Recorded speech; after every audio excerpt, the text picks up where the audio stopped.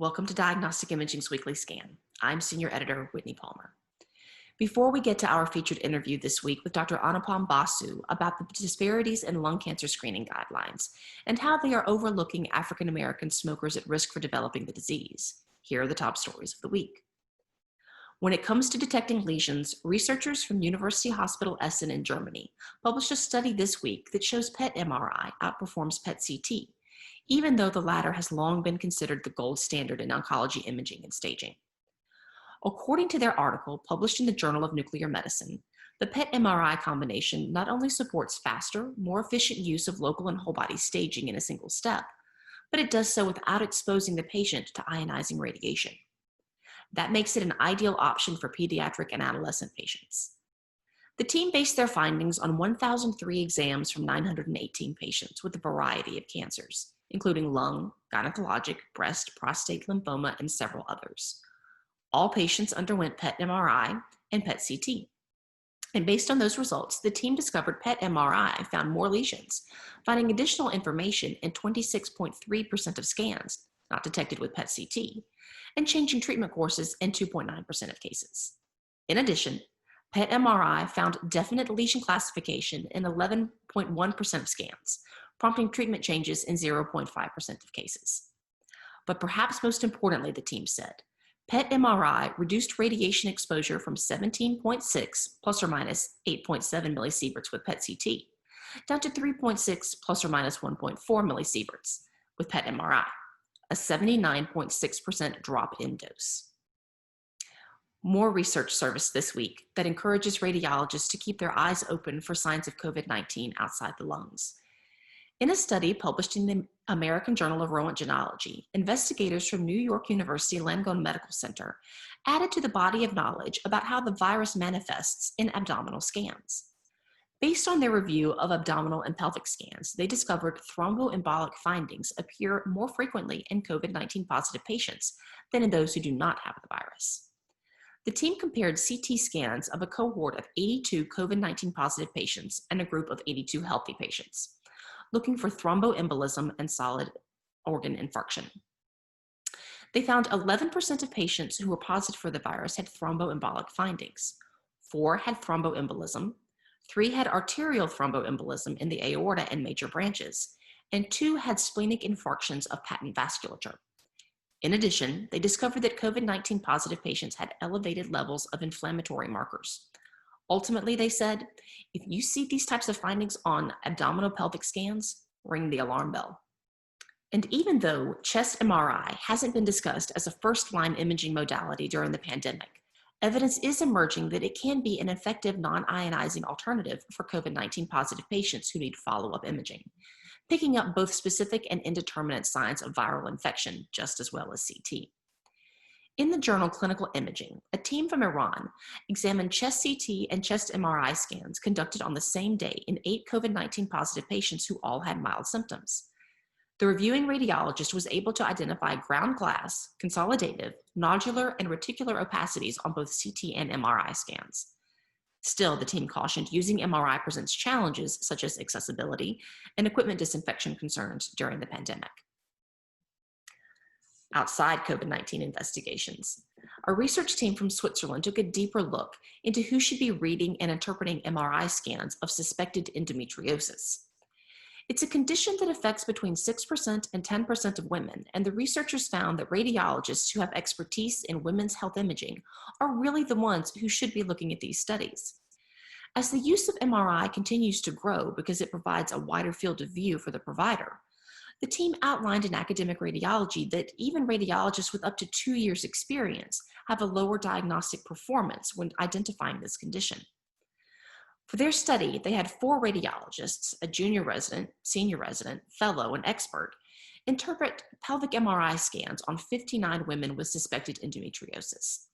They found differences in sensitivity, specificity, and area under the curve for all providers, with experts outperforming everyone with significant differences.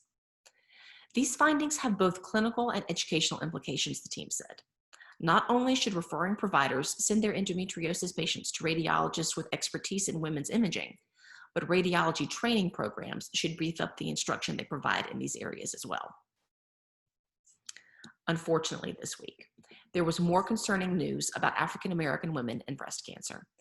In a study out of the University of North Carolina at Chapel Hill, published in Cancer, women in this patient population are more likely to face treatment delays and longer treatment courses than their white counterparts, especially when they opt for radiation therapy.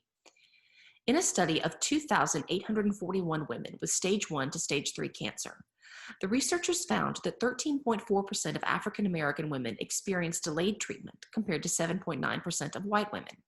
And they also had longer treatment times, 29.9% and 21.2% respectively. Even among higher socioeconomic groups, African American women face these problems more often, 11.7% versus 6.7% of white women. Most significantly, when these women added radiation therapy to surgery, they were 22% more likely to have delayed care compared to 1.6% who opted for chemotherapy and surgery. And finally this week, Diagnostic Imaging spoke with Dr. Anupam Basu, a diagnostic radiologist with Cook County Health in Chicago, about his latest research published in the Journal of the American College of Radiology. Based on his investigations with colleagues at Northwestern University, the team determined that the current 30-pack year threshold that primary care providers use to determine which patients should be referred for lung cancer screening is too high for African American smokers. Consequently, many are being overlooked when it comes to efforts that exist to find the disease earlier. He spoke with us about the details of his findings, what they mean for African American smokers, and how radiologists should use this information. Here's what he had to say. Thank you for taking the time. I appreciate it. And to give us an idea of the impetus behind your research, why did you decide to look at these disparities when it comes to African Americans and African American smokers and lung cancer screening? Yeah, so basically, when we decided to try to get our screening program off the ground in late 2015, early 2016, we were told by our pulmonary docs and our primary care providers, our lung cessation counselors, that we may not have much of a market, so to speak, that our patient population that we serve, which is largely minority, largely African American, may not meet the mandated 30-pack year smoking threshold that CMS had sort of decided. So initially they were like, this is all well and good. You guys can get this screening program off the ground, and obviously it'll help a few patients, but we're not thinking that our patient population will be that much, that well served by it, just because they were skeptical that they would meet the 30-pack year threshold. And I, being a radiologist, didn't really know one way or the other. I just sort of took took their word for it. But I remember that always stuck sort of in the back of our mind as being a potential roadblock to getting our program really off the ground. All right. So with that in mind, then kind of walk me through what got you to the study design, what you did and what you were looking for and found. Yeah. So we, between late 2015, so about a year and a half's worth, about 18 months of data, we looked at, 2017 to 2019 is the data we looked at. And we found that we scanned about 780 patients. Of those, about 2/3 of those were African American.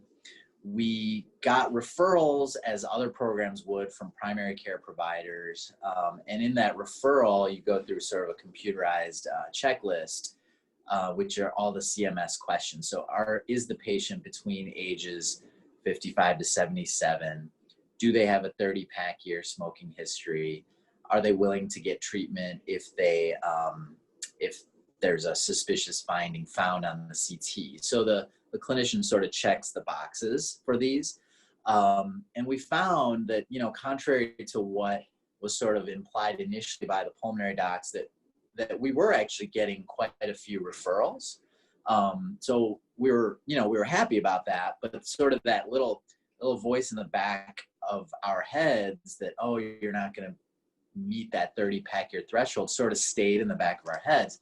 So when the patients arrived for their screening study, we had a nurse sit with them and go through a separate smoking history with them and sort of log that in their chart as well. So we had referrals and we had attestations from the primary physicians stating that they met the 30 pack year threshold. But we actually dove a little deeper and did a more detailed dive about their smoking history. And we actually found in a large number of cases, especially in our African American population, that even though they were referred and even though their primary physician said they met 30 pack year threshold, that a lot of them indeed didn't. So in finding that, we still found that even though a lot of them didn't meet that 30 pack year threshold, that the cancer rates were still as high, if not higher, or within the range that you would expect for a lung cancer screening program to find. So to take a quick step back, the biggest trial was the NLST trial, the National Lung Cancer Screening Trial, which was published in, I believe, 2013 in New England Journal. And that's the sort of the benchmark that was used to sort of set this 30 pack year threshold. And they found about a 1.5 to 2% cancer rate from that trial. And so we found the same cancer rate in our patients, even though a large number of them didn't meet that pack year threshold. Does that make sense? It does. It does. Okay. To step back, and this may have been outside of the scope of the study itself, but did you look into, I guess, any of the reasons why or the factors behind why there was this difference in the I guess the 20-year and the 30-year threshold for African Americans? Yeah, so we didn't explicitly necessarily in our study, but there's literature that shows or hypothesizes behind some of the reasons. Apparently, culturally, African Americans tend to just more smoke loose cigarettes, loosies, as opposed to sort of packs. So the metric, this pack year metric, isn't necessarily as sort of a suitable a metric. They'll smoke maybe as long, maybe they started as teenagers, they'll smoke maybe 30, 40 years, but it won't be the packs, the sort of the intensity won't be as high as Caucasians or non-African Americans. Even though we didn't look at that directly, there's been other literature that has sort of well documented that African Americans rarely sort of get to that 30 point. Gotcha. Okay. All right. Well, then let's drill down a little bit into the findings of the study. Yeah. Once you got through and you worked with all the patients or you examined their studies, what did you actually determine? Sure. So we found, like I said, we scanned 784 patients to be exact.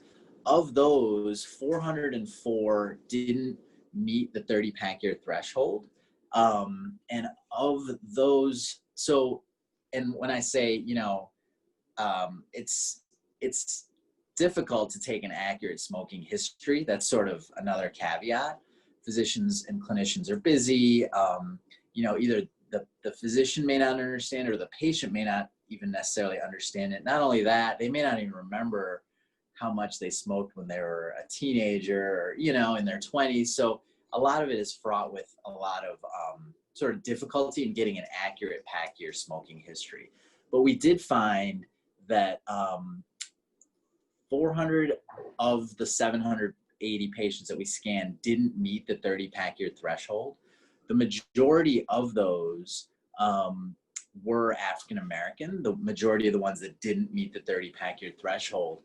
And we still found a 2.2% cancer rate in those patients, even though they didn't get to that 30 pack year. So the presumption was that we would have missed those patients had they sort of strictly adhered to that criteria.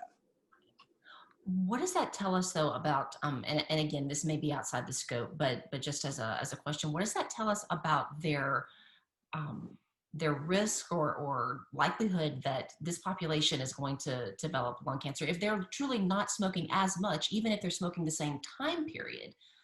What does that tell us about these patients? Right. No, there's been a lot of literature documenting that African Americans have a higher, not only a higher incidence, but a higher death rate from lung cancer. And there's been hypotheses of different genetic, environmental factors that are sort of at play. Nobody, I think, has really figured out the holy grail, if you will, as to why. But across states, across the country, the death rate and the incidence rate of African Americans continues to be higher than their Caucasian counterparts, and that's adjusted to age, that's adjusted to disease and other comorbidities. So just for whatever reason, there's this complex interplay of factors that makes African Americans sort of at higher risk, despite the fact that they're not quite reaching that same smoking threshold. All right. So then stepping back again and looking at these findings in particular, and it sounds like the finding itself that, you still had that 2.2% cancer rate was surprising, but were there other things that kind of popped up in your analysis that you weren't necessarily expecting? That was sort of the biggest thing. A couple of the other things that we saw was in the African American population in particular, females were sort of they benefited the most from getting screened. So we even though we didn't scan or screen as many females, we found a disproportionate number of cancers in African American females. So female gender, in addition, was sort of a risk, or not a risk factor, but it potentially has the benefit to have a higher impact in female patients. That was another thing that stood out. The other thing on the CTs, which wasn't surprising, was that patients with a higher emphysematous changes on their lungs, so the CT scan looked like they had emphysema, those patients seemed to have a higher rate of cancer diagnoses, which wasn't that surprising. That seems to kind of go hand in hand a little bit. Mm-hmm, exactly. All right, well then stepping back and looking at this, I guess, from a 50,000 foot perspective, what are the implications of continuing to have a screening guideline that's too high? What do we need to consider as far as the impact that this could have on African American smokers going forward? Sure. So I think a couple things. I think from sort of the high altitude view, there's a risk that the disparities could actually grow, in the sense that, we've sort of established, or other literature has established, that the incidence rates of African Americans for lung cancer is higher. I think the risk of keeping the threshold at that level is that the disparities will continue to widen, in that hopefully the patients that meet that 30 pack year threshold will get screened, and hopefully the incidence of cancer in that cohort will go down. But if we're excluding a significant number of African Americans that are still at equal risk and they don't get screened, that the disparities of lung cancer in that population will continue to get worse. So at this point then, is there a push within the industry to potentially lower that threshold so we do catch more of these cancers at an earlier stage? Yeah, so funny you should mention that. So as this journal, or as we were sort of editing and going back and forth with ACR, the USPTF, the United States Preventive Task Force, did actually lower their recommendation, sort of completely unrelated to our study. Coincidentally, they lowered it from 30 to 20. And this happened in like May or June. So now, from what I understand, I don't have as great an understanding as perhaps you do, is the ball is sort of now in CMS's court as to whether they adopt those USPTF. So they have already acted, and they have already lowered it actually from 30 to 20. So then now we're just waiting for the next step to see if it becomes kind of that widespread gold standard. Presumably, yeah. And sort of my second point on your sort of high altitude question is, there's estimates that, lung cancer screening is pretty new. It's way newer than mammography, colonoscopy, etc. It's estimated, whether you take 30 pack years or 20 pack years, let's just stick with 30 for now, because that's the established number, that At best, 10% of people that meet that 30 pack year threshold are getting screened. So there's 90% of the American population. The nationwide estimate was actually 4% are getting screened. So that's a tiny amount. I mean, that would be like if you use the colonoscopy example, that 4% of patients that are eligible are getting colonoscopies for screening colon cancer, you know? And you, as you well know, lung cancer is the leading cause of cancer death. And if you combine breast cancer, prostate cancer, and colon cancer deaths annually, that apparently doesn't equal the number of annual deaths from lung cancer. And so the reason I bring those up is we have screenings for prostate, breast, and colon. So, you know, there's a chance to make a really big impact. Absolutely. Well, then pivoting from that and kind of thinking about that impact, and turning to what this means for radiologists, how can providers use these findings to hopefully kind of affect some change or some benefit? Yeah, I think just increasing awareness in general that this program exists, that that radiologists are willing to sort of maybe not spearhead, but at least sort of be a key cog in this program. There's a push by the ACR and other sort of foundations to get radiologists sort of more patient-centered, more out in front of the patient, if you will. There's an opportunity here for radiologists to even, you know, run a screening program and meet with patients regularly at the end of their scan and sort of get their face out there. So I think it has a real good opportunity for our field to sort of increase awareness of the program of itself and sort of increase the awareness of what the radiologist's role is. And that covers kind of like that patient-facing aspect of it. Is there anything that they can do with their referring provider colleagues to kind of maybe educate them or raise awareness in some aspects? Yeah, so our pulmonary colleagues went around and did some grand rounds, met with them, just sort of. I think from a clinician standpoint, the guidelines are confusing. They're not rocket science, but they're not as easy as, you know, do you have a colon and are you age 50 and above? You know, there's a little more of a checklist. So I think, you know, meeting with clinicians, sort of articulating, you know, age 55 to 77. There's a few criteria that I think maybe at first blush are a little intimidating, but we can help sort of demystify some of those, both to clinicians as well as perhaps directly to patients themselves. Right. Well, I appreciate this. Is there anything else about the study, the findings, the implications, future activities or forward thoughts that we didn't touch on that you think would be important to kind of flesh this out? I really think it's sort of that last point about the 4 to 10% of people that are eligible to get screened are getting screened. So I think that's our next goal is within our system is just sort of trying to ramp up. Let's see if we can get over that 10% threshold. There's areas in Chicago.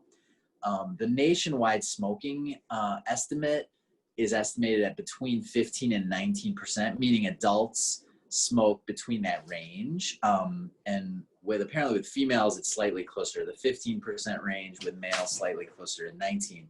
There's neighborhoods in Chicago that the estimated smoking prevalence is 45 to 50% in adults. Yeah, so they've done really deep dives into certain neighborhoods in Chicago. So the smoking prevalence is you're talking 3-4-fold higher than the national average.